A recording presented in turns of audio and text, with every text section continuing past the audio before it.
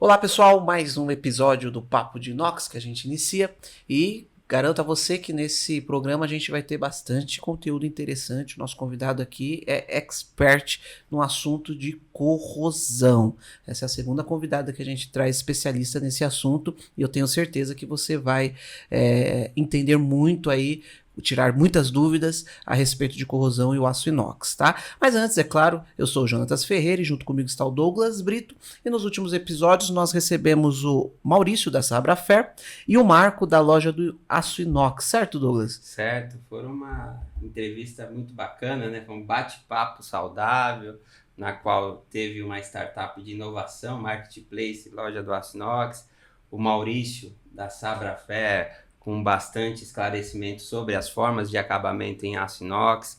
Gostei muito, foi bem interessante, por mais que a gente trabalhe com aço inox desde os 13 anos, são mais de 30 anos aí trabalhando com aço inox, e a gente sempre está aprendendo, né? E foram dois episódios de bastante sucesso, né? O pessoal estava comentando, compartilhando, assistindo, foi bem interessante esses últimos teve dois. Bastante visualização. Visualização assim, orgânica, né? Bem bacana. Isso, e Jonathan, você sabe que a gente está chegando em 10 mil inscritos no nosso canal, hein? Será que é hoje? Eu acho que é hoje, hein?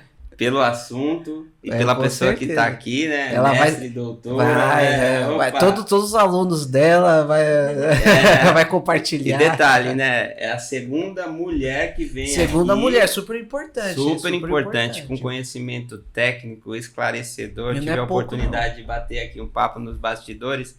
Foi bem interessante. A professora explica como ninguém. Foi algo que eu olhei... Didático. É didático, fácil compreensão. E a gente também tá com novidades, né? Parece que você tá com uma camisa diferente.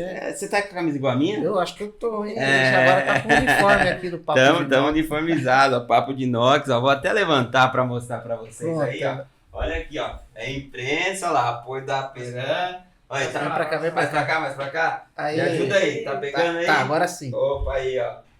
Somos diferenciados. Pra que você tá dessa forma, assim, com esse uniforme, com as bandeirinhas? É chique, é pra quando a gente chegar no lugar saber identificar que o Papo de Inox chegou. Chegou? Né? E aonde o Papo de Inox vai chegar? Em muito lugar. Inclusive a gente tá combinando aqui de fazer uma nova série aí que eu acho que vai ficar bem bacana. A gente vai falar sobre isso nesse episódio. E nós também temos um convite pra ir lá em Minas Gerais, não logo a gente vai estar indo lá em Minas pra conhecer um tal de um galo lá que apareceu. Quero saber mais um pouco sobre esse galo aí. E tem a presença do aço inox em um dos estádios lá, Exatamente, né? exatamente. Bacana, fique por dentro, acompanhe a gente, que você vai ver como o aço inox está presente na vida de muita gente e às vezes não percebe a presença dele no dia a dia, né? E Exatamente. agora vai estar dentro de um estádio de futebol. Aguarde aí, vem novidade. Não é não, o arquiteto Joel? É isso aí, e sempre fazendo uma menção aos nossos patrocinadores, né, que apoiam o nosso canal, por entenderem que esse canal é um canal de difusão de conteúdo e a gente tem chegado aí a muitos lugares com uma informação didática, com uma informação precisa, sempre com variedade. Científica também, científica, né? É variedade, né? Variedade. A gente conversa com todo mundo aí que gosta e ama o aço inox. Então, um abraço para a Peram, pessoal da Peram, Inox Par, Sabra Ferro, Inox Color, da MS também, enfim. Tanto o pessoal da Inox do Brasil, uma distribuidora aí que tem sido um sucesso aí. Inclusive eu queria falar sobre o Cleito da Inox do Brasil. Ele tá lá em Santa Catarina. E ele falou para mim que vende material fragmentado e entrega no mesmo dia. O prazo dele aí é 24 horas para entregar. Cleito, Inox do Brasil. Vamos ligar lá, responsa, pode ligar lá, pode ligar. Foi uma conversa super saudável que eu tive a oportunidade de conhecê-lo.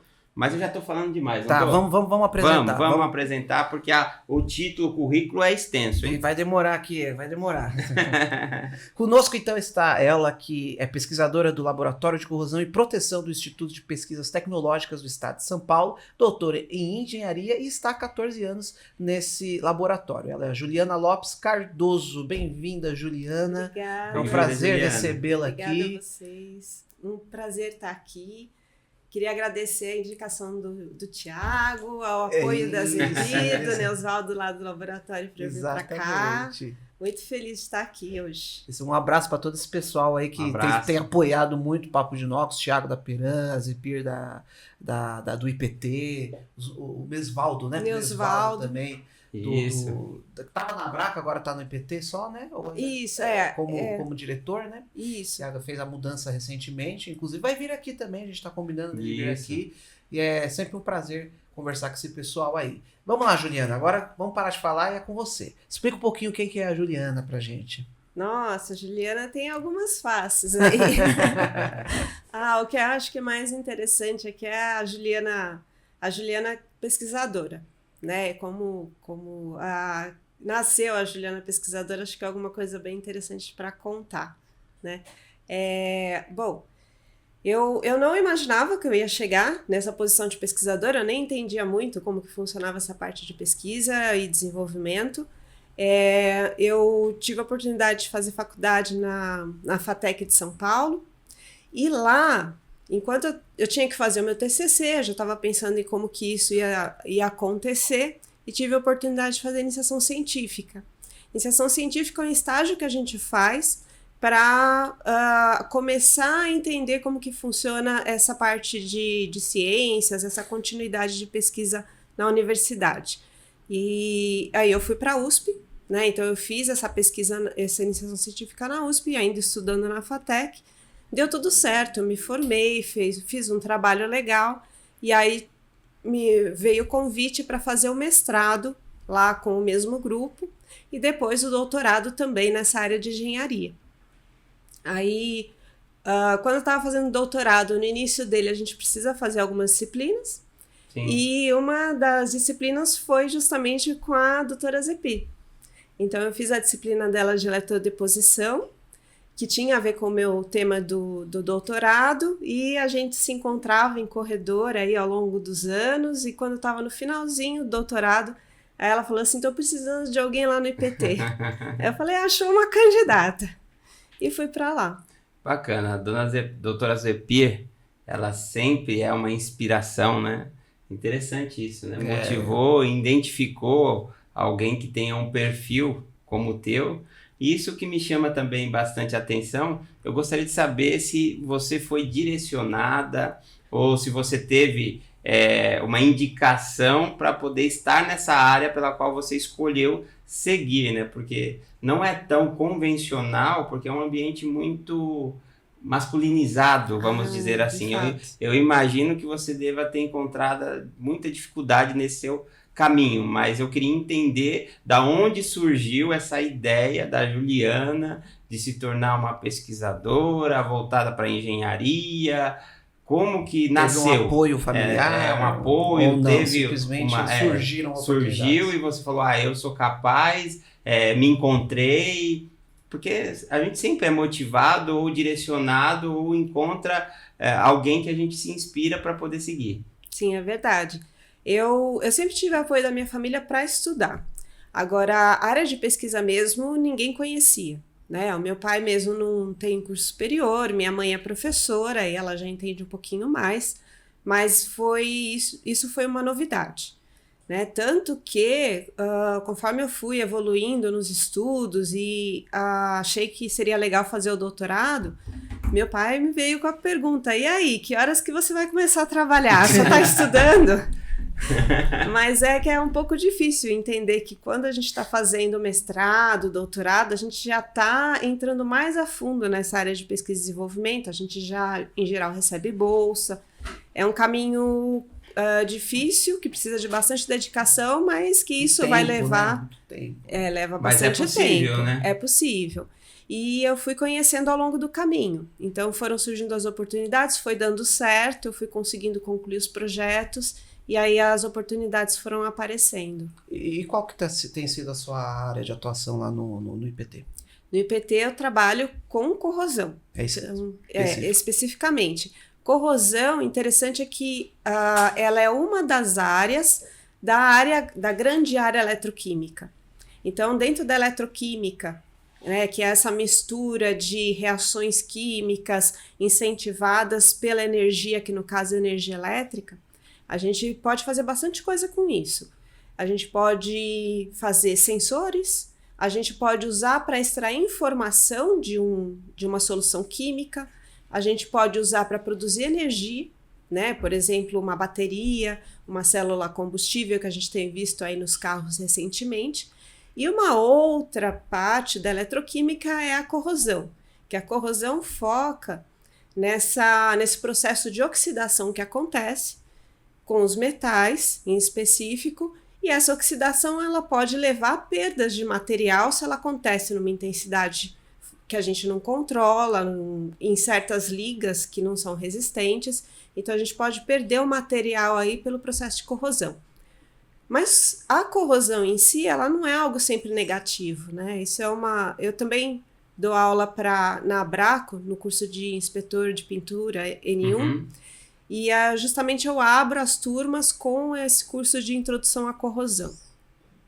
E aí eu falo para eles que corrosão não é sempre degradação, não é sempre ruim, não é só perda. Então existe um mito aí, né? Quando você fala vai corroer, tá acabando, tá degradando, você perdeu o material. Veio na minha cabeça isso porque a gente sempre tem esse medo. Começou um processo de corrosão, você já condena todo o material, e não é assim, né? Não é bem assim. É interessante que quando a corrosão, eu falo para eles, quando ela acontece no lugar certo, do jeito que a gente planeja, então ela pode ser muito positiva. Ela pode, inclusive, ser uma forma de proteção. Então, existem diversos metais, os metais geralmente são ligas diferentes, né?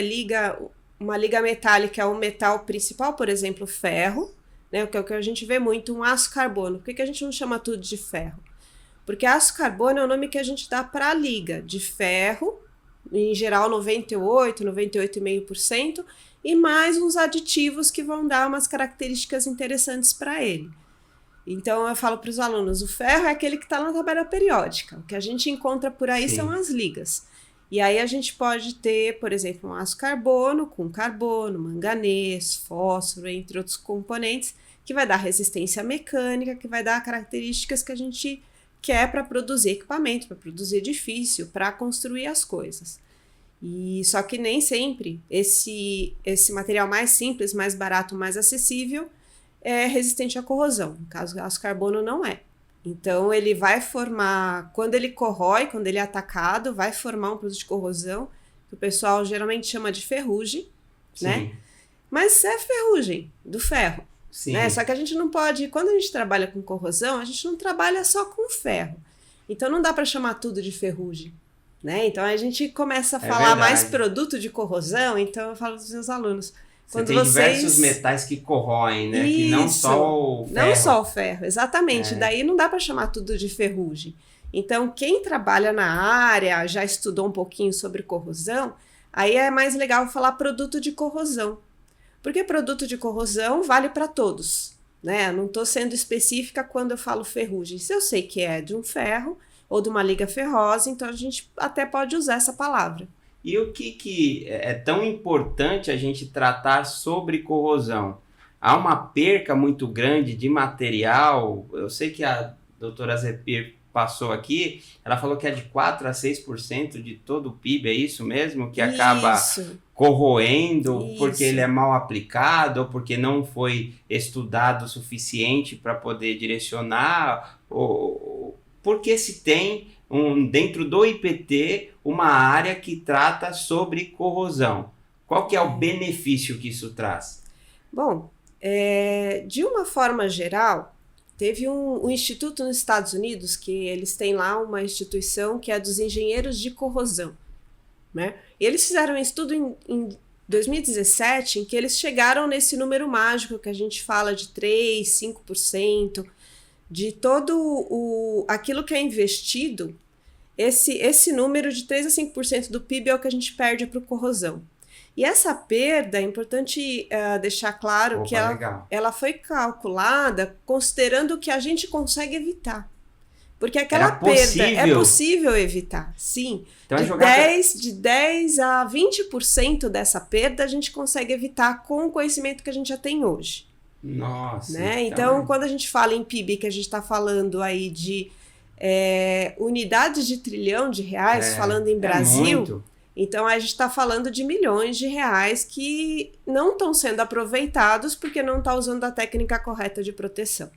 Bacana. E é necessário ter esses avanços no estudo, ter uma área de corrosão dentro do IPT para prevenir ou para orientar, ou para medir, para identificar qual que é o tipo de aço. Porque tem um carbono, que você estava dizendo, que existe um processo de corrosão que ela traz uma proteção. Para mim isso é novo, né? Eu gostaria de entender mais como que trabalha para chegar nessa conclusão e de, nem tudo que acontece na corrosão é ruim.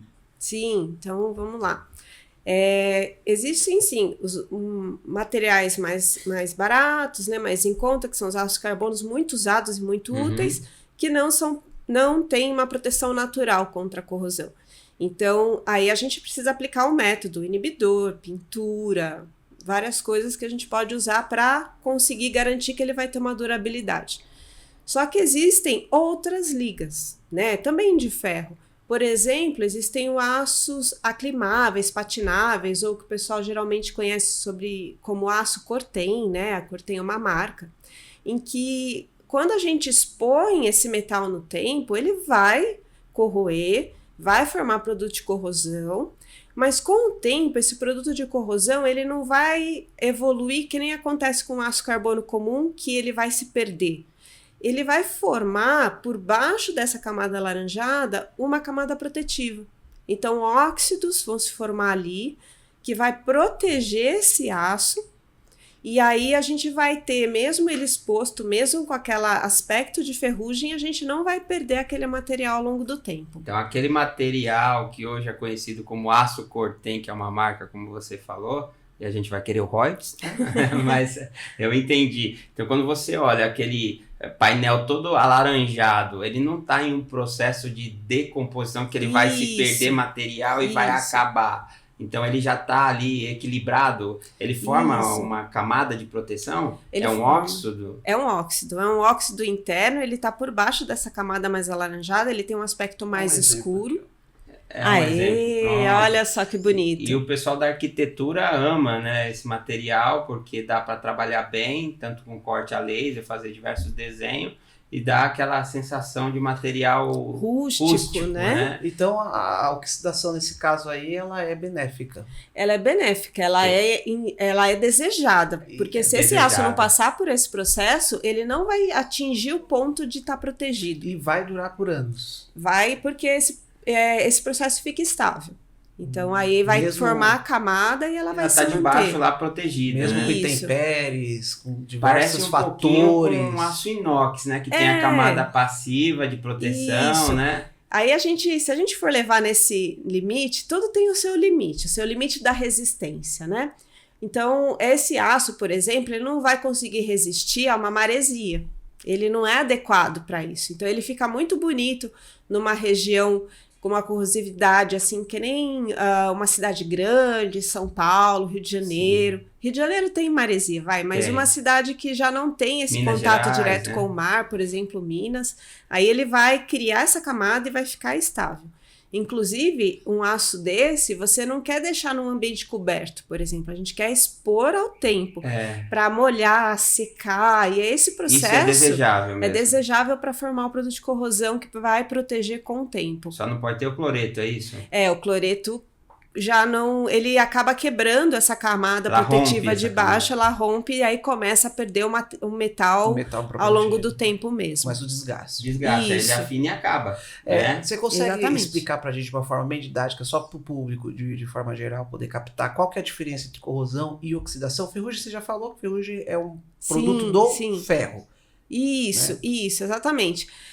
Isso é uma dúvida bem legal, muito comum, né? Então, a oxidação, ela é uma reação eletroquímica, mas ela é geral. Quando a gente está falando de oxidação de metal, então a gente está falando de corrosão. Né? Então, as oxidações que acontecem no metal, eu estou falando de corrosão. Então, a princípio é sinônimo. Né? Então, eu posso falar, esse metal corroeu ou esse metal oxidou. Então, eu estou falando sobre o mesmo processo que aconteceu ali. Né? Entendi. Que oxidações podem acontecer de outras formas, é mais amplo. Oxidação Mas- é no material como um todo. É a e química é a ali, ó. química É da reagindo. química, é da reagindo. química. Isso, que não necessariamente precisa ser metal. A gente pode ter íons lá dentro oxidando, Sim, né, de uma solução. porque de repente, sofreu uma agressão naquele local em específico. Não precisa Ou nem não. ser agressão, sofreu uma reação. Uma reação. Uma reação que eu posso desejar essa reação ou não. Entendi. Exatamente. Agora, quando a gente está falando de metal, aí a gente está falando de corrosão, então, que é uma oxidação que acontece nos metais. E essa oxidação, ela pode acontecer de uma forma planejada e desejada ou não. Quando eu não desejo, aí sim eu tenho uma degradação. E o inox, ele é oxidado, né? Ah, boa! Essa Então, a gente olha, aprendeu isso, né? Aprendi aço com o inoxidável professor. é um nome comercial, é aquele marketing forte. Que Mas pega, né?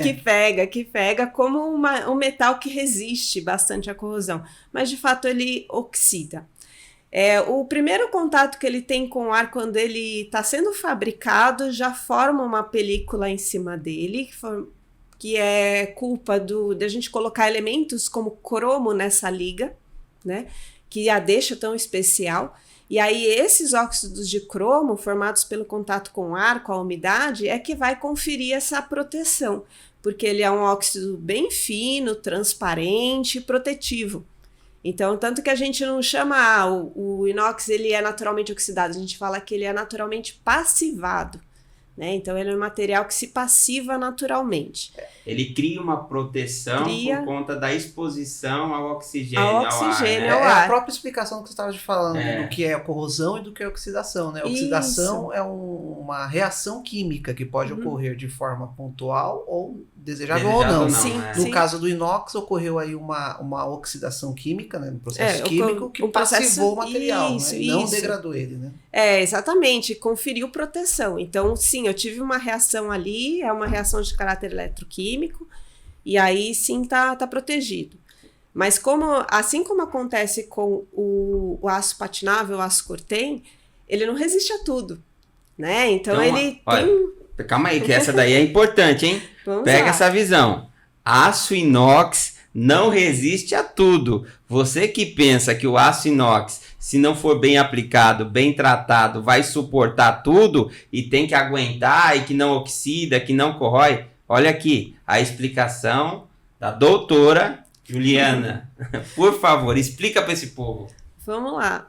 A gente até brinca um pouco que o aço inoxidável é um pouco enjoadinho, porque ele não admite sujeira.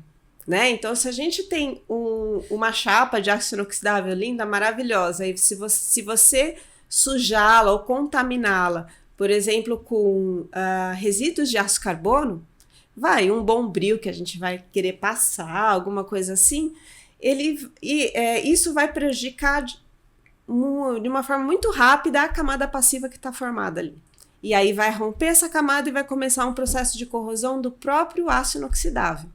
Entendi. Então, tudo que agride essa camada passiva, então aí ela vai deixar o aço inox suscetível.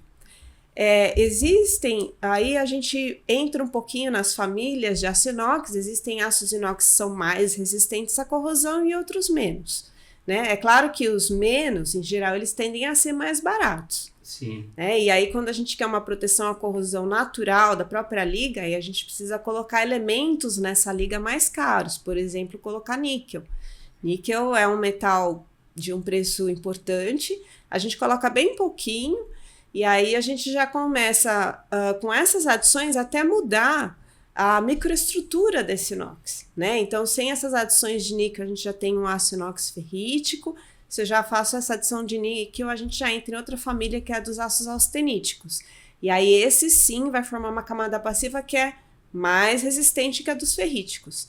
E claro, existem limites nos austeníticos? Tem. Aí a gente tem outras ligas especiais, por exemplo, ligas duplex. Que aí a gente tem tanto na microestrutura, né, a ferrítica e a austenítica junto, e aí vai formar um produto, uma camada passiva mais resistente ainda. Então, o material duplex, aço inox duplex, que é um material, vamos dizer assim, uma resistência muito maior, ele é magnético, correto? Que ele é ferrítico? Tem um pouco, sim, é leve, mas tem quando ele também. fala magnetismo, é aquela leve atração. Pega ímã. Ele pega e escorrega, né? Ele não prende o ímã, né? Por que eu tô dizendo? Porque tem bastante mito nesse nosso meio que material que pega ímã, ele vai acabar tendo um processo de oxidação elevado, e a gente está falando do material duplex, que em tese ele tem uma atração magnética, mesmo que pequena, mas existe, e ele tem uma resistência muito superior aos outros aços inox aí comuns, né? Isso, então para certas ligas a gente pode usar essa ideia de que atraiu ímã ou não atraiu ímã, mas em geral isso não, é mito, né? Não está relacionado à resistência, a maior resistência à corrosão. Está relacionado à estrutura dela. Né? Isso. Os elementos como que essa liga foi formada, né? Exatamente. Isso. Tanto que níquel é algo que também ele é magnético. Dá para magnetizar níquel. Né? E tudo bem que tem pouquinho na liga, não vai pegar que nem um aço carbono pega, mas essa correlação não funciona muito bem. Quando você fala de acrescentar, né, níquel e outros elementos, quanto que isso representa dentro de uma conjuntura assim, do total do aço? Por exemplo, ele tem 100%, quanto de porcentagem mais ou menos aí representa esses elementos? É pouco. Isso varia, liga a liga, famílias a famílias de aços inoxidáveis. Mas, de qualquer forma, isso acaba afetando o preço. Apesar de ser 2%, 3%, 5%. Porque eu lembro lá na Peran, né, quando a gente visitou a siderúrgica, eles, na parte da cearia, né, estavam comentando que o níquel, por exemplo, ou outros elementos, é tipo uma vareta. Um pedaço de uma vareta já é pequenininho. Você mas coloca o lá. caldeirão era gigante. Exatamente. A varetinha assim já é o suficiente para ter aquela... Para ter uma necessária. Exatamente, já fica uma liga diferente. E o que é interessante é que o aço inox ele nasceu e surgiu exatamente dentro de um laboratório, né? De pesquisa. Sim. Harry Berry lá, né? Fez o teste, adicionou Harry Berry, né? Adicionou lá 2 vezes a cromo, ou ele colocou o cromo no ferro e percebeu que aquele material não oxidou, não corroeu. E aí começou a se desenvolver outras ligas nesse sentido. Foi algo dentro de um laboratório que ele percebeu. E é interessante quando a gente traz alguém do Instituto de Pesquisas Tecnológicas, né?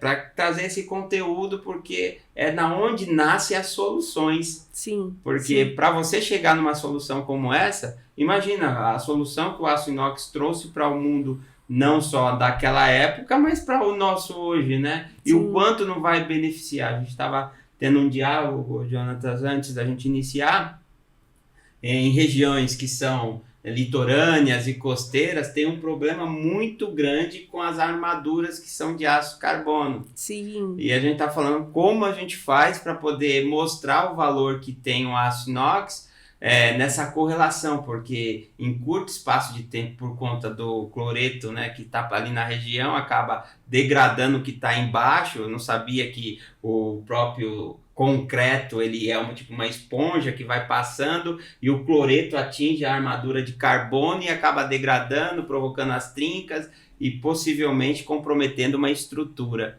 Como a gente faz para mudar isso, né? Mas existe a armadura de aço inox?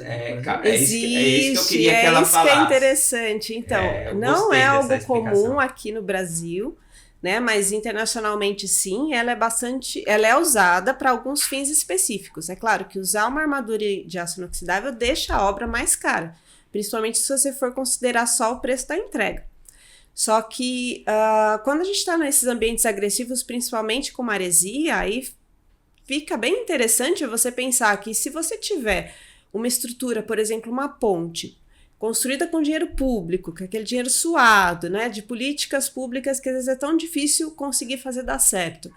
E você construiu essa ponte que está resolvendo a vida da população e geralmente não é um pacote que vai vir com manutenção inclusa, né? Manutenção é outra conversa, são outras pessoas que depois vão ter que pensar nisso e pode demorar mais do que deveria. Pensar, né? Exatamente, daí as pontes caem. E aí, como que a gente resolve isso? O ideal seria usar materiais, por exemplo, uma armadura de aço inoxidável para fazer essas pontes, porque a gente fez um estudo que demonstra que a armadura de aço inoxidável você consegue construir essa estrutura e ela não vai precisar em 100 anos de manutenção. Então, quando você pensa no custo da entrega, ele vai ficar mais elevado, mas depois não precisando das manutenções ao longo do tempo, você vai ter uma estrutura em 100 anos que realmente não ficou tão cara. Não precisou de ter aquela manutenção, é o cuidado necessário, é o benefício que o aço inox ela traz, né? Sim. É importante a gente trabalhar com essa conscientização, na qual também a Aperam tem investido, juntamente com a Proginox nesse sentido, de estar participando de palestra, workshops dentro das universidades para trazer esse conhecimento para quem de fato vai especificar seminários, Abinox, né? Para quê? Para fomentar o conhecimento através de quem pode mudar isso. Quem é? São os engenheiros, os projetistas que elaboram os projetos e levam eles à licitação. Então, a informação que vem no processo licitatório já rotula ou direciona para um carbono que vai dar uma manutenção lá na frente. Então, quem está especificando ainda não se teve a experiência necessária com o inox para saber que isso seria a solução viável e ideal. Né? E essa é uma preocupação que a gente tem que ter, a Aperam tem que ter, e todos que são entusiastas, que estão envolvidos nessa comunidade do aço inox, para fomentar e explicar a importância que se tem para tratar na raiz do problema. A raiz é a falta de conhecimento do material adequado, porque simplesmente é um Ctrl+C e Ctrl+V e manda. Não pode, calma aí. Deixa eu conhecer o material, deixa eu conversar com quem de fato entende, deixa eu me aproximar do IPT para que o IPT também, juntamente com a doutora Juliana, a doutora Zepi, né, especifique o que material é o adequado para poder fazer, porque esse conhecimento vocês têm. Sim, a gente já fez esse estudo, um estudo foi bastante amplo, inclusive envolvendo a armadura de aço carbono, aço galvanizado, aços inoxidáveis. A gente usou 2 ligas nesse estudo, 304 e um Lean Duplex. E a gente importou, inclusive, as armaduras, porque a gente não encontra aqui no Brasil. E é comprovado, a gente tem até, nesse levantamento que a gente fez durante o estudo, a gente viu pontes que são construídas aí no exterior que mostram que essa durabilidade ela é muito grande. A Zepir citou uma que é a Ponte Progresso, né? Isso, exatamente. Pier Progresso. Que está lá construído em inox e que depois ele teve uma primeira versão que degradou rapidamente. Tá do lado, inclusive. Né? Isso, e depois eles construíram esse com armadura em aço inoxidável que resiste. E esse estudo é publicado? É disponível?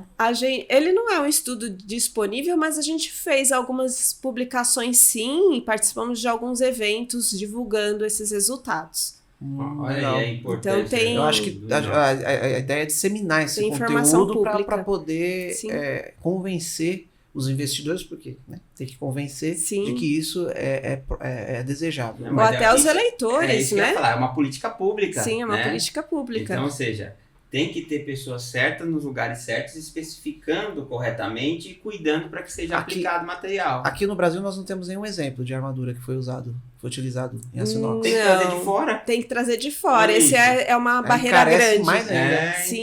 Sim. Tinha que ter um incentivo para isso também, né? Porque às vezes o empresário... Tarcísio, por favor, Tarcísio. Sei que você está assistindo aqui o Papo de Inox, é um conselho aí. Explica quem é o Tarcísio. O governador Tarcísio.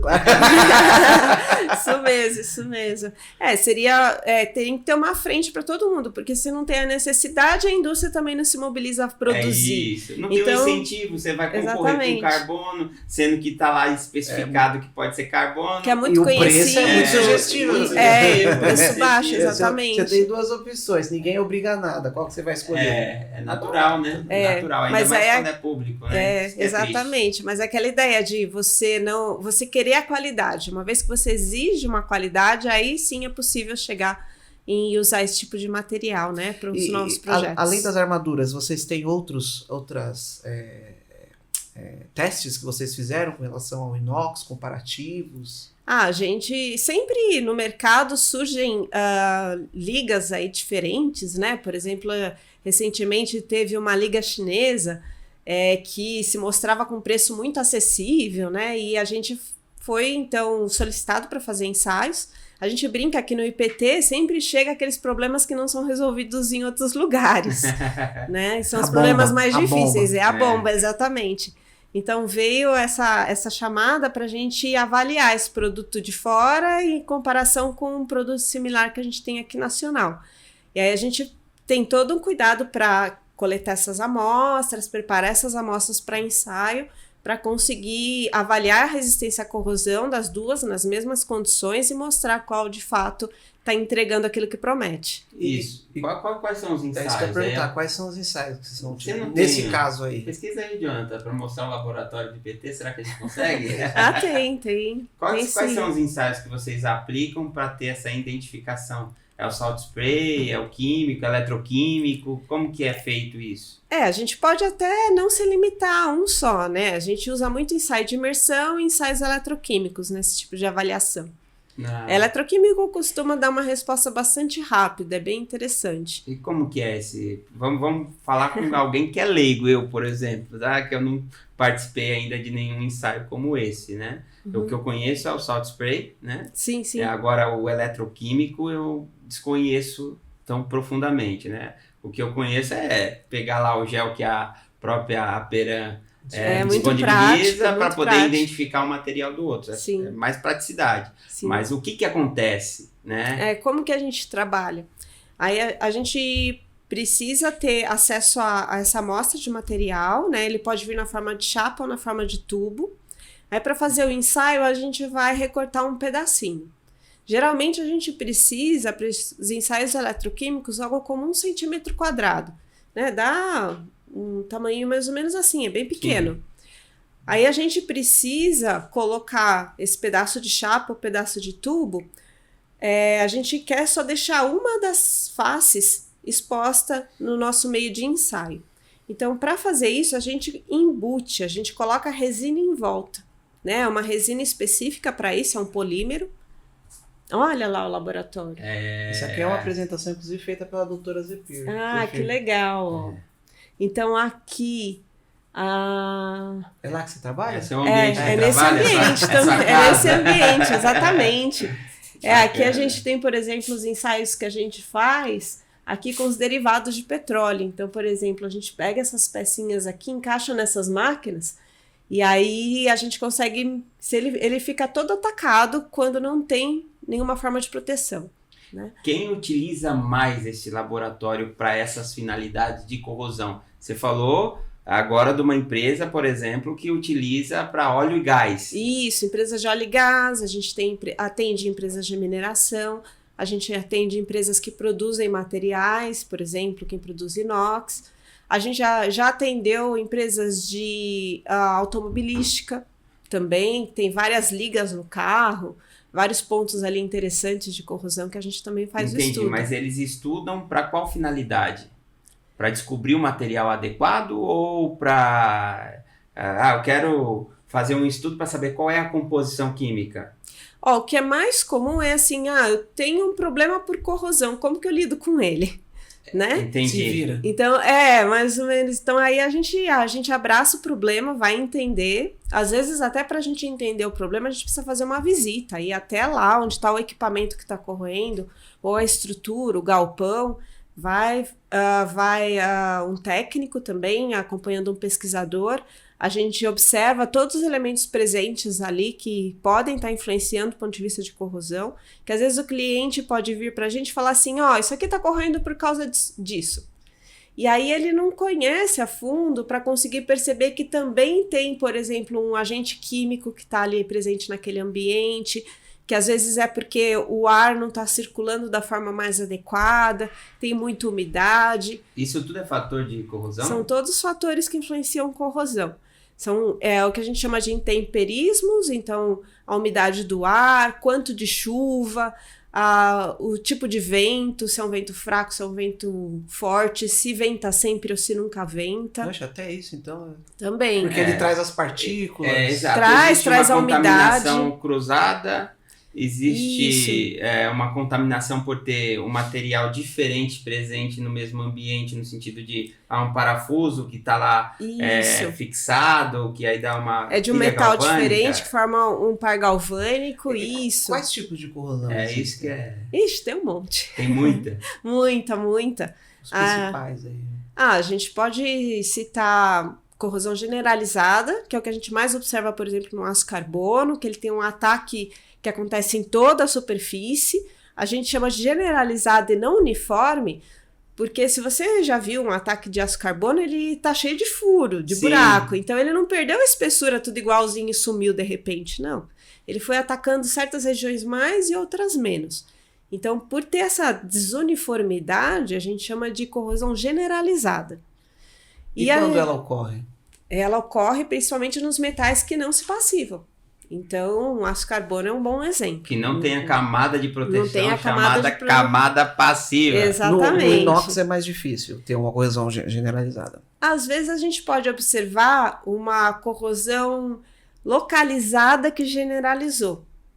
Ela evoluiu. Ela evoluiu e depois tomou conta. Isso. Aí existem os tipos de localizada. Então, todos os materiais que são passiváveis, eles estão sujeitos à corrosão localizada. A gente tem a corrosão por pitch, que rompeu localmente, às vezes vai fazer um furinho que vai, por exemplo, numa tubulação, ele pode furar a tubulação, isso já é um problema gigantesco. Sim. Ele pode começar pequeno e ir crescendo por dentro, que também é complicado. Ele pode ter produto de corrosão dentro ou não. A gente tem a corrosão por fresta, que é um outro tipo de corrosão localizada, que eu gosto de dar um exemplo. Se a gente pegar um rebite, né? Então imagine o rebite numa chapa. Em volta do rebite tem espaços, ele não está colado ali. Tem algum espacinho que pode acumular umidade, pode acumular sujeira. Então nessas regiões é o que a gente chama de regiões de fresta. Sim. E essas regiões de fresta, elas têm um ataque que a gente chama de corrosão por frestas, que é um ataque específico ali onde a fresta está formada. Né? O inox costuma apresentar a corrosão por frestas, é muito fácil. E quando isso se dá, essa corrosão por fresta? Alguém deixou aberto? Como que é? Porque a gente pensa em fresta... É uma coisa muito pequena. Que ficou acumulando ali, não teve uma limpeza, uma asepsia, e pode ocasionar. Eu tive uma situação, essa semana inclusive, que o cliente ligou e falou, olha, tá tudo danificado, você vendeu material errado, que não sei o quê. Eu falei, calma aí, deixa eu entender para poder resolver. Quando a gente chegou lá, ele estava fazendo aquela limpeza pesada na obra, usando limpa-pedra, aí você vai olhar ácido muriático. Ácido clorídrico. Clorídrico, né? Isso. E aí você tinha as manchas da própria... Porque não é na hora que mancha. Vai aparecendo depois. Então ele colocou em cima, escorreu, aí quando a gente mandou o técnico lá para poder avaliar o material, eu já imaginava que era isso, aí falou, você limpou a sua obra e tá tudo manchado, agora você pode recuperar essa camada passiva, outro caso de várias pitadinhas assim, né? Isso, vai ficando cheio de furinho, que são os pits. Exatamente, porque a camada passiva, ela tenta proteger. E aí, como que você ataca?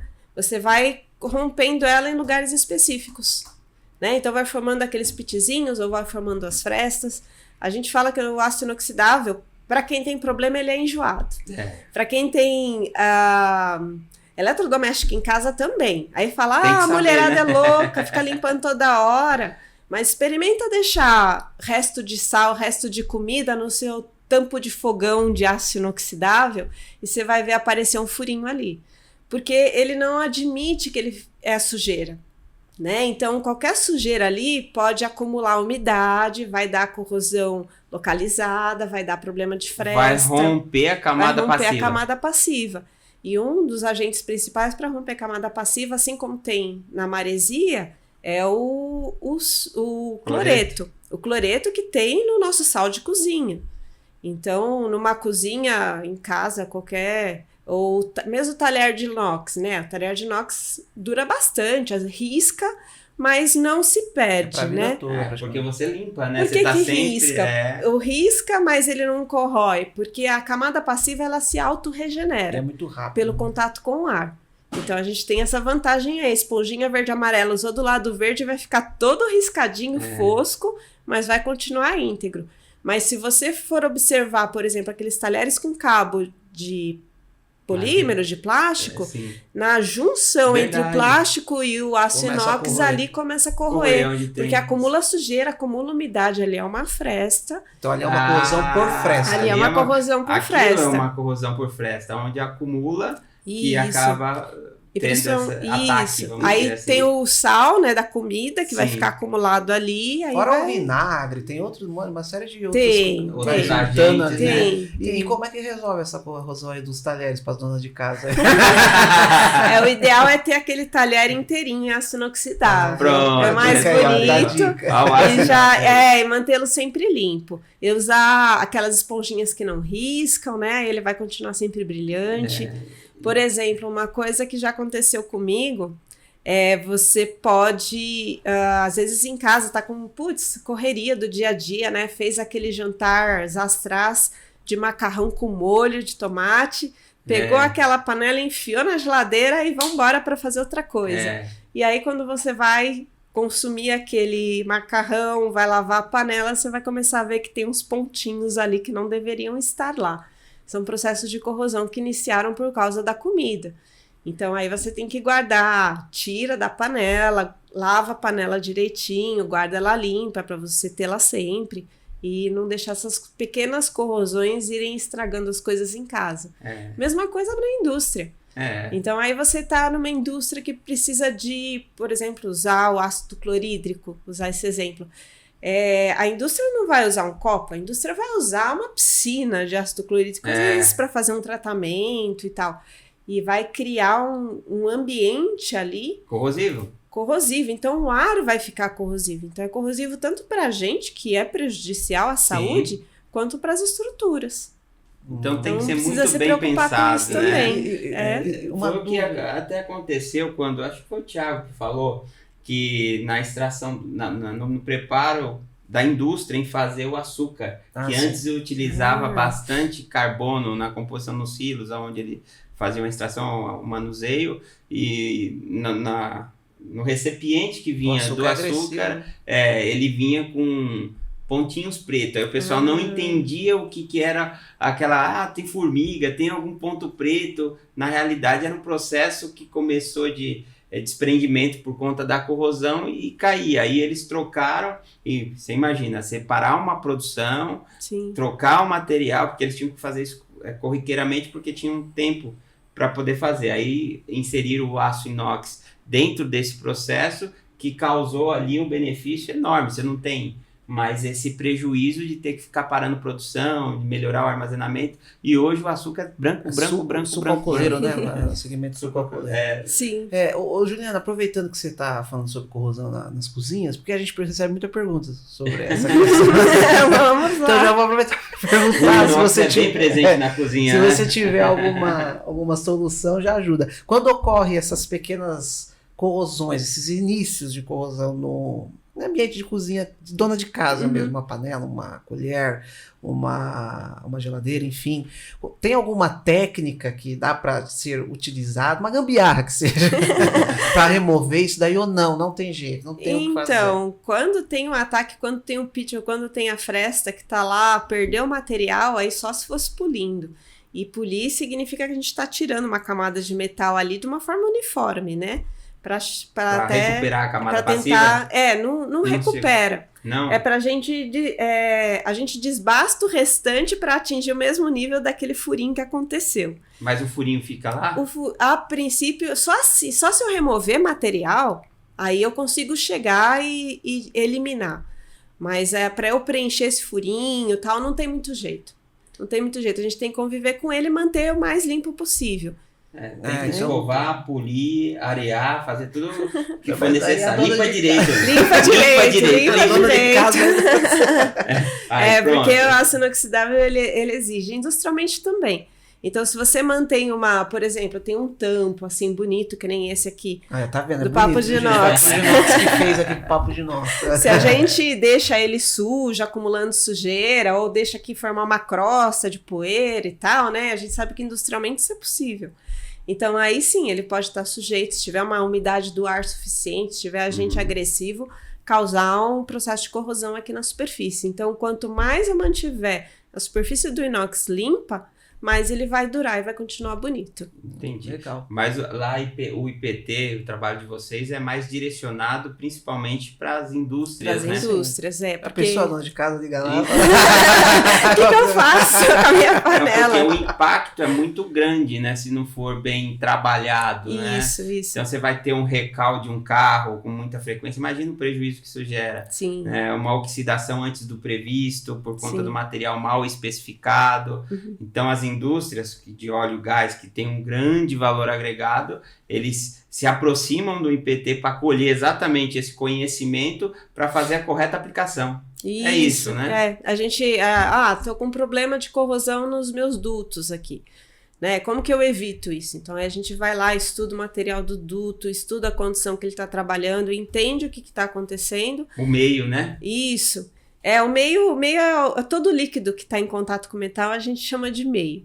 Então, a gente estuda, às vezes, por exemplo, é um duto de gás, né? Da onde surgiu a água? Bom, a indústria, geralmente, ela desidrata o gás para fazer esse bombeamento pelas tubulações. Se esse gás, por um problema nesse sistema de tirar a água do gás, ele entra úmido, aí ele vai formar gotícula lá dentro da tubulação. Vocês têm que conhecer tudo isso. A gente tem que conhecer Tem que junto ir com o atrás de cliente. tudo isso. Nossa. Porque a gente não entende dessas coisas. A gente vai, pergunta, conversa para conseguir trazer, isso daí é importante. Possibilidades, Isso né? não é tão importante. Isso afeta, isso não afeta. Então vocês têm que simular dentro... O A laboratório gente é isso, né? Isso, a O gente laboratório traz para o laboratório algo simulação semelhante. do que ele tem Tá lá. sofrendo lá. Isso. E acelera esse processo, né? Pelo que eu entendi A gente também, tenta né? acelerar às vezes dá para acelerar, às vezes não, Tá. né? Para conseguir dar essa resposta. Quanto tempo de ensaio leva, por exemplo? Depende média. muito. Se a gente faz um ensaio eletroquímico, aí são algumas horas, mas às vezes a gente até interpretar os dados tal, pelo menos uma semaninha aí para conseguir ter um entendimento. Agora, pode ter ensaios de 30 dias, pode ter ensaios cíclicos que são descritos nas normas, que aí podem durar mais de 1000 horas, sim, entendi. sim. E você que encabeça esses projetos? Nem todos, mas lá temos uma equipe para isso. Sim, eu mas- já trabalhei com Mas alguns. algumas crianças lá dentro tem pai, não tem? Tem sim, tem que ter, não tem jeito. Então tem alguém que... Opa, isso aqui eu vou acompanhar do começo ao Isso. fim. Eu quero conhecer todos os processos, orientar o que tem que ser feito e Isso. depois assinar no final lá a responsabilidade sobre a conclusão, né? Sim, tem uma dúvida também que a gente recebe sempre. O pessoal pergunta quantas horas de salto spray, quantas horas de névoa salina tem que fazer? Né? A gente fala assim, complica. Porque a gente não vai dizer assim, se você fizer X número de horas névoa salina, vai durar 10 anos na tua aplicação. Porque a névoa salina, ela não está imitando o ambiente onde você está lá instalado, a fábrica e tudo mais. A gente não consegue, às vezes, trazer toda essa riqueza para o laboratório. Só com a névoa salina, né? Aí o que uma névoa salina serve? Não serve para nada? Não, serve. Se eu tenho um material, um aço inox, eu quero comparar com uma outra liga diferentona que apareceu aqui. A névoa salina me garante que as duas foram testadas na mesma condição. E aí eu consigo dizer, essa resiste mais, essa resiste menos. É o desempenho. Então é uma avaliação de desempenho. Para eu poder avaliar, eu tenho que ter uma condição que eu consiga reproduzir. E eu quero fazer uma névoa salina aqui, eu vou fazer uma névoa salina nos Estados Unidos, eu vou fazer uma névoa salina na China, tem que dar a mesma coisa. Que esse é o rigor científico, né? Eu posso reproduzir em qualquer lugar aquele ensaio que ele vai dar o mesmo resultado. Então, por isso a gente traz alguns elementos que a gente percebe que é importante para o laboratório, tenta simular, a gente sabe que é limitado, e aí a gente consegue comparar, ter um entendimento sobre isso, ter uma ideia de taxa de corrosão, corrói muito, corrói pouco, e quando que produto eu uso para evitar. E quando faz uma melhoria como essa, né? Quando traz um resultado daquele que... Normalmente é assim, né? Quando o cliente espera, você entrega algo até melhor, mais surpreendente, que, uma solução é essa, vai ser viável isso. Eu acredito que é uma satisfação pessoal muito grande, não é? Com certeza, a área de pesquisa traz isso. Não é? Isso é verdade. Vamos agora chamar o bloco, o segundo bloco, porque o papo aqui já está durando bastante, está bem interessante. Não terminou, porque a gente precisa falar sobre os ensaios eletroquímicos, tem que explicar como que funciona, o que precisa. Falar alguns cases de sucesso também. Cases de sucesso, tem muito assunto ainda. Então vamos dar uma folga para a garganta, mas já a gente volta, continue acompanhando, porque tem muito assunto ainda com a doutora Juliana aqui com a gente. Você já parou para pensar no porquê clientes e parceiros podem contar com a Proginox? A Proginox é referência no setor de aço inox sob medida e tem muitos motivos para isso. E neste vídeo eu quero contar alguns deles para você. Uma empresa com certificação ISO 9001 que mostra a busca por melhoria contínua por meio da organização, implementação de sistemas de produtividade e qualidade. Investimentos em novas tecnologias, sempre para proporcionar maior gama de atendimento aos clientes, como a máquina de corte a laser turbo e maquinários de alta performance. O cuidado com o atendimento técnico, sempre pensando na correta orientação para o cliente, buscando um investimento justo e aplicabilidade eficaz. Por isso, contamos com vendedores especializados, engenheiros, projetistas e profissionais na linha de produção com experiência de mercado. Todos os projetos seguem as normas técnicas, seja da ABNT, seja da Anvisa. E todo o time tem o cuidado e o prazer de entregar um produto com qualidade. Características essas que têm marcado a Proginox nos seus mais de 20 anos de atuação, onde é referência, uma potência no mercado de aço inox no Brasil.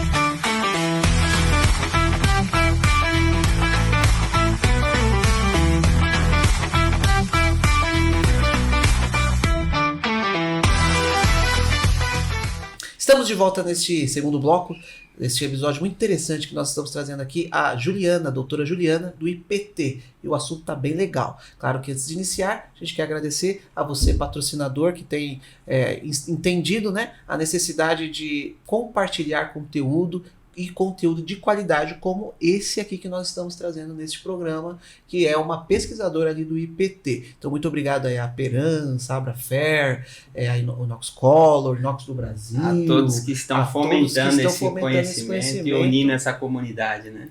Principalmente isso que o Douglas falou, unindo essa comunidade. Mas, vamos lá. Tem um monte de pergunta aqui. Vamos ver se vai dar tempo. Doutora, explica pra gente como que funciona um ensaio eletroquímico. Que eu acho que esse ensaio é bem diferente do que a gente costuma, né? Diferente do sal de spray, do mergulho e tal. Sim, da imersão. Imersão. É isso mesmo. Mergulho. A ideia é essa, né? Sim. Só não vai afogar ninguém. Vamos lá. O ensaio eletroquímico, a gente executa esse ensaio para tentar entender exatamente como que a corrosão está acontecendo. A gente chama de qual que é o mecanismo de corrosão. Porque uma vez que a gente entende esse mecanismo, a gente consegue decidir melhor como que a gente vai evitar que isso aconteça. Então, ele também é bem usado para ser um ensaio rápido. Então, ele consegue, por exemplo, eu preciso fazer um comparativo entre 2 ligas de inox. Então, a gente tenta fazer um ensaio eletroquímico e ele vai me dar um resultado que eu consigo comparar, eu consigo reproduzir, e ele demora algumas horas. Ele é mais caro. Mas ele identifica Ele qual é é a liga ou não? sofisticado. É sofisticado. Ele identifica a liga ou não? Algumas ligas, elas têm um padrão que a gente consegue perceber, né? Para a gente começar a fazer, primeiro a gente precisa de um equipamento que chama potenciostato. O potenciostato, ele é um equipamento mais sofisticado. Basicamente, ele é um medidor de tensão, um medidor de corrente, uma fonte de tensão e uma fonte de corrente, tudo junto, com um controle pelo computador que impõe uma corrente, que impõe uma tensão e que faz medida e que grava toda essa informação no computador. Que acelera os elétrons para cá, para lá, é algo nesse Aí o sentido? que a gente quer fazer? Às vezes a gente não quer acelerar, a gente pode ter a técnica mais simples do mundo. A gente pegou a nossa peça e colocou em imersão, só que eu vou fazendo medida eletroquímica nesse tempo de imersão. Esse processo a gente chama de medida de...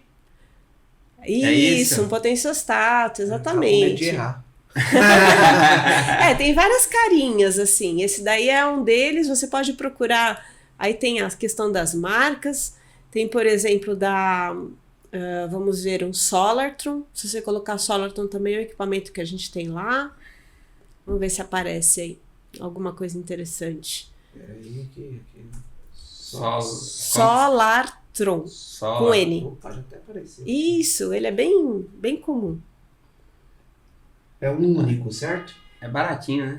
Esses equipamentos é um investimento. É investimento. Pronto. Ela toca com as palavras certinho. Certinho, Então, esses equipamentos, eles ajudam a gente a tanto fazer as medidas. Se eu quero fazer uma imersão simples, eu posso medir. E aí eu vou medir o que a gente chama de potencial de circuito aberto. Aqui a gente tem um todo sofisticado, cheio de conexões aí. Basicamente, esse equipamento ele vai conversar com o computador e a gente vai ter lá um programa específico em que a gente vai pedir a técnica eletroquímica que a gente quer fazer. Mas como que mede?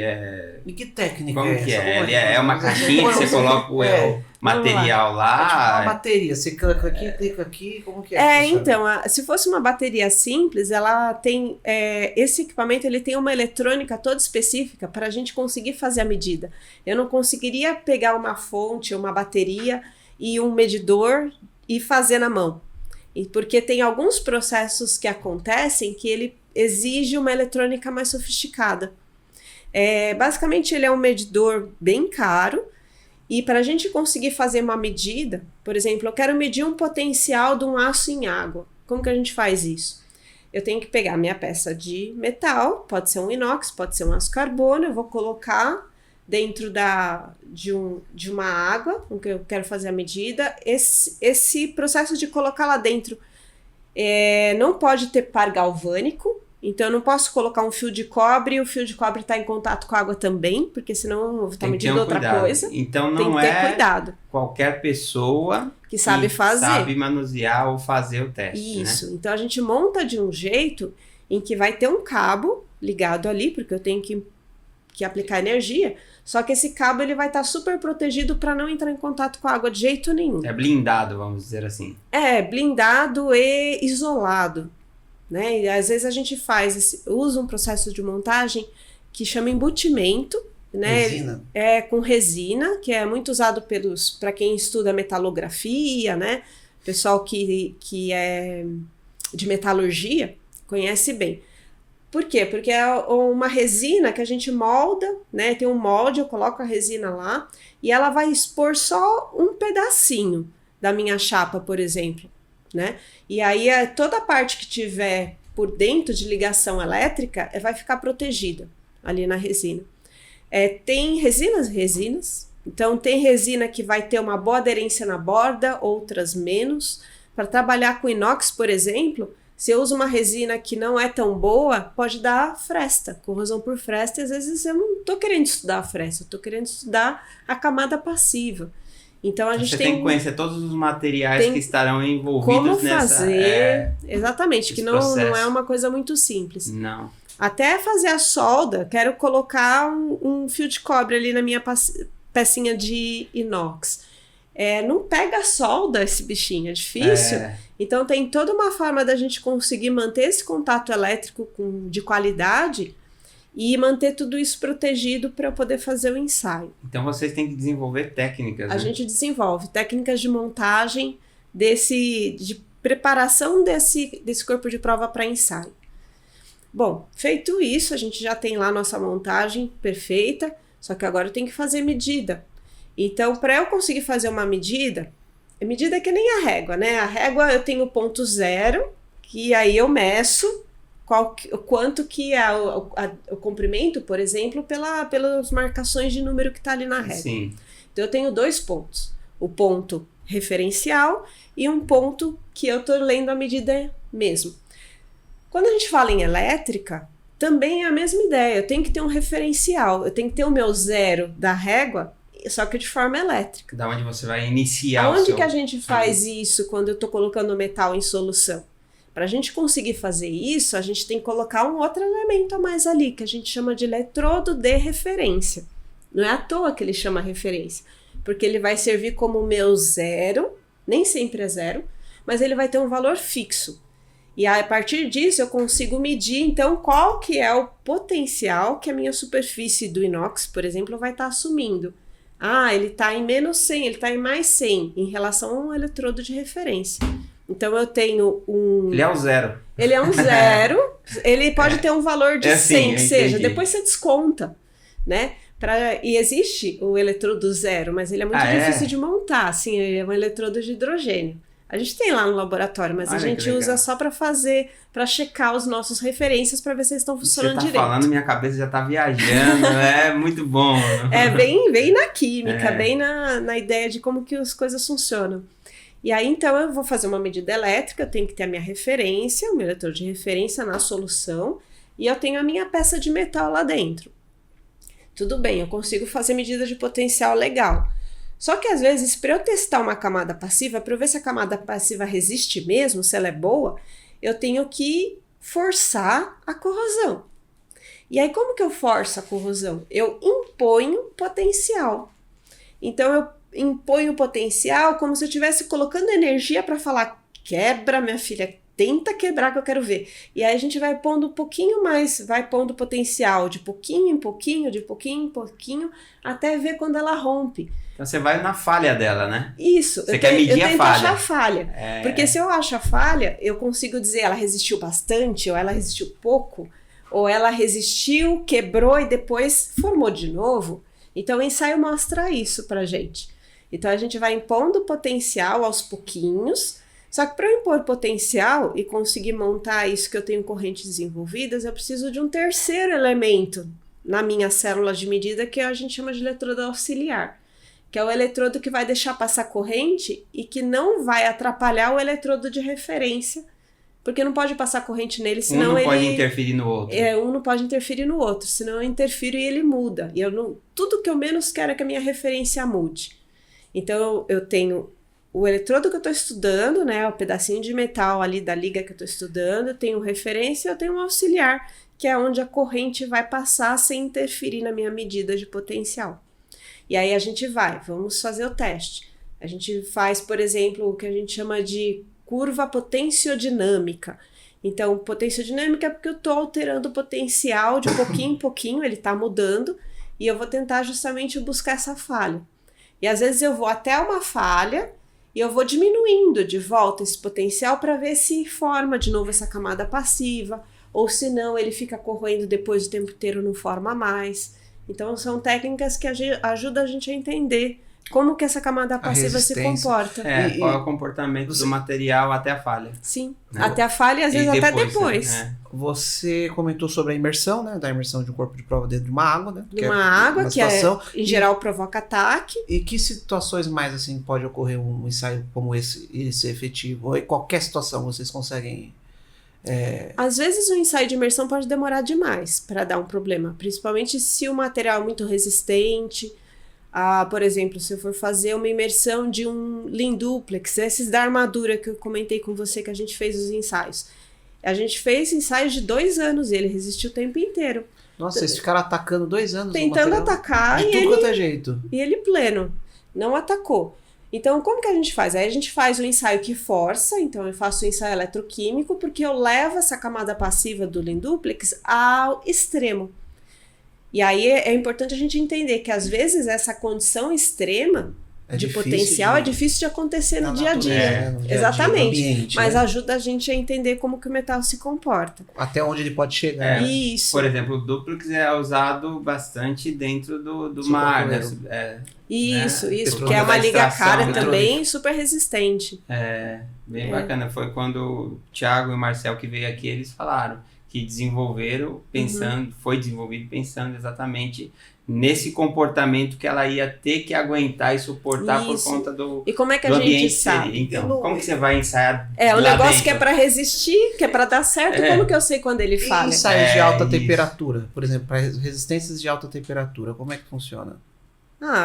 Bom, basicamente a gente também tem que aquecer no laboratório. Então, a gente tem alguns dispositivos que até a gente chama autoclave, que a gente fala que são os ensaios em alta temperatura e às vezes envolvem alta pressão também.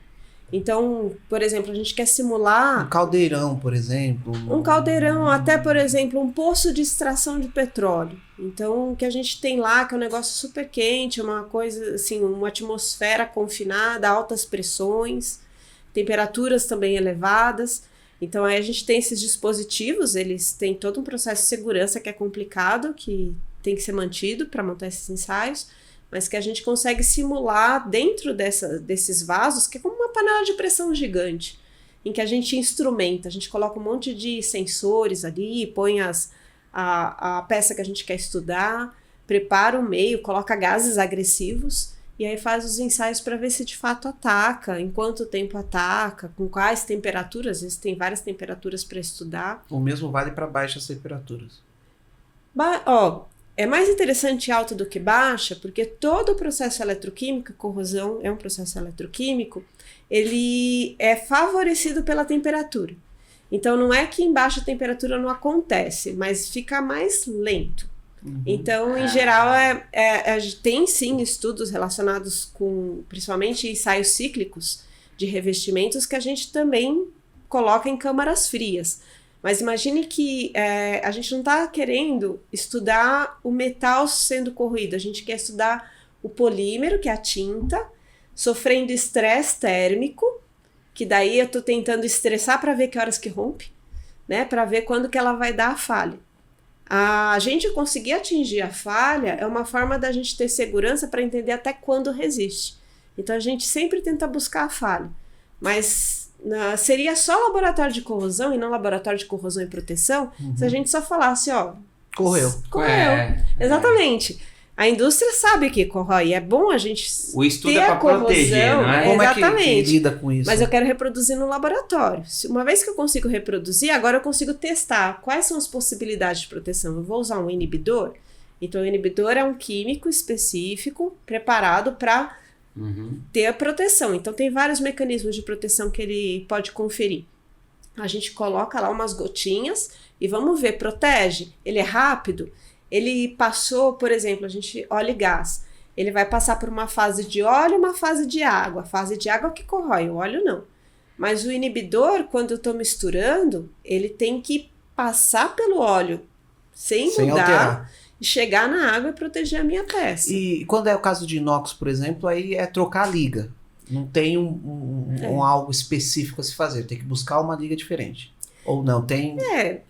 Tem, assim, a gente tenta, por exemplo, passivar a liga, criar uma boa camada passiva numa condição muito favorável para ela ficar bem formada, aí eu vou ter também ajuda a ter uma peça que dura mais. Então, por exemplo, às vezes a gente fala, tem um ataque que eu quero limpar e deixar novo de novo. Às vezes a gente tem que fazer um processo de repassivação, vocês já devem ter ouvido falar sobre isso. Então a gente tira todo o resíduo de sujeira, de produto de corrosão, tira a camada passiva antiga e aí põe umas soluções, umas condições em que vai crescer essa camada de novo numa qualidade muito boa.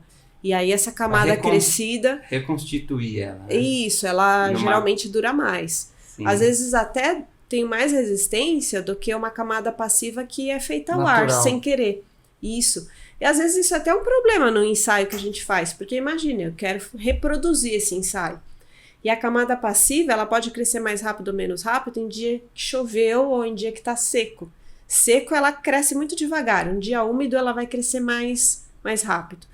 E aí eu quero fazer ensaio, independente se o dia está seco, se está sol, se está inverno. Como que eu reproduzo? Difícil. Então, às vezes a gente faz um preparo de remoção da camada passiva e a gente cresce a camada de uma forma controlada. Como que a gente faz isso? A gente tem um dispositivo em vidro que a gente coloca uma solução lá dentro que ela vai conferir uma umidade fixa. Por exemplo, 85% de umidade lá dentro se ficar fechadinho. E aí a gente tira toda a camada passiva, lixa, deixa bem bonitinho o nosso corpo de prova e põe lá dentro e tem que ficar 24 horas.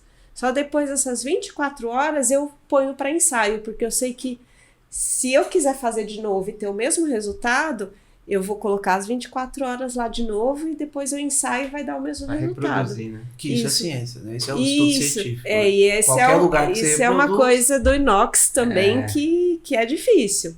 É algo que também a gente... É uma exigência a mais para trabalhar com inox. E você observa que nós somos praticamente um continente, né? Você vem do sul, que é extremamente frio, para o norte, nordeste, lá, que é... O tempo todo quente.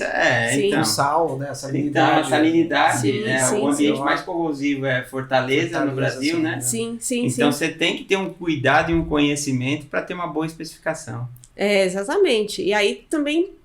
ter essa boa tomada de decisão para cada ambiente conseguir entregar o que de fato vai resistir naquelas condições. Por exemplo, eu quero fazer uma escultura na Praia de Fortaleza, não adianta, nessa Praia do Futuro, não adianta eu fazer de aço cortem e achar que vai durar, já fizeram e não durou. Olha, recado, hein? Não invente de colocar aço cortem em região litorânea, porque não é aço inox.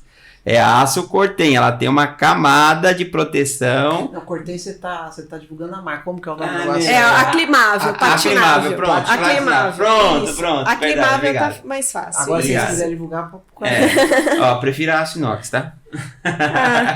Enfim, até não é nem qualquer aço inox, né? Tem que saber, tem que saber a liga certa, a liga que resiste ao cloreto. Então, olha lá. Procure um consultor de aço inox para a correta especificação do material na região litorânea. Exatamente. Em qualquer região. Em qualquer região. Qualquer situação. Cada situação. Porque às vezes você pode estar gastando mais, né? Sem algo necessidade. Menor de uma sem a liga necessidade. Isso pode acontecer. Sim. Não, eu quero, mas eu quero. Digamos se é privado. A pessoa decide, né? O cliente que diz o que ele quer. Ele que manda. Exatamente, mas se às vezes é um investimento público, a gente quer o melhor custo-benefício, né, para a população. E aí, sim, o custo pode ser uma vantagem, né? Sim. Perfeito. Legal. Bom, acho que é isso. A gente poderia continuar aqui mais uma hora, mas não vai com certeza. Vamos mandar um abraço pro pessoal da comunidade do Aço Inox. Com certeza. Da qual nós fazemos parte também.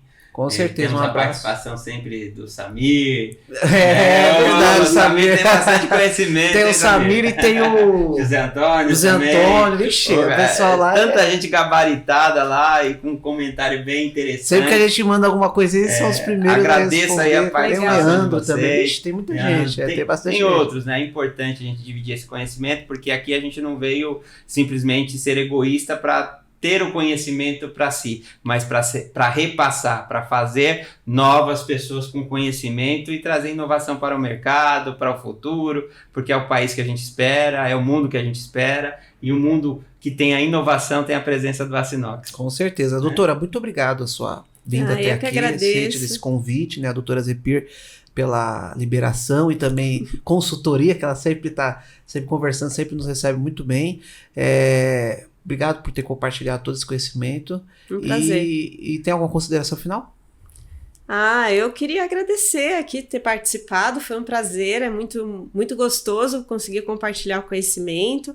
Estou à disposição, né? Se o pessoal tiver dúvidas também, pode consultar a gente lá no IPT, venham fazer uma visita e conhecer o laboratório de corrosão, a gente está de portas abertas, Opa, a gente recebe, agenda legal. direitinho, a gente mostra lá como a gente funciona, para inox e outras ligas, mas aí o inox a gente dá um tratamento especial, pode deixar. Inclusive nós estamos preparando uma nova jornada do inox, né? E também está incluso nessa jornada do inox a visita até o IPT, né? A gente estamos negociando aqui para ver como que a gente vai fazer toda essa montagem, mas vai ser bacana. Nós já fomos lá, né? Já conhecemos, mas não apresentou tudo lá pra gente. É bem interessante, bem legal. A gente já teve a oportunidade também de palestrar lá também dentro Sim. do IPT, né? E também ouvir bastante, né? Esse é o principal, Opa, né? Claro.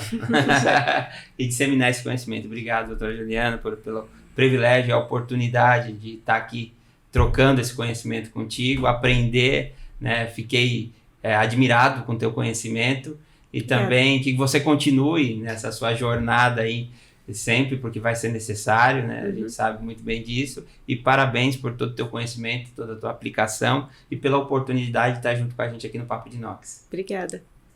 É isso aí, para você que acompanhou a gente, muito obrigado pela sua audiência, e lembre-se sempre aí que qualquer conteúdo a respeito do Açinox você encontra no Papo de Inox, nos nossos outros programas, só ir lá até o nosso canal. Se você ainda não é um inscrito, se inscreva, nos ajude, e se você ainda não nos segue nas nossas redes sociais, @Papo de Inox, lá Facebook, LinkedIn, Instagram, enfim, nós estamos presentes em todas as redes sociais. Muito obrigado e até a próxima. E até a próxima. Até a próxima. Até logo mais.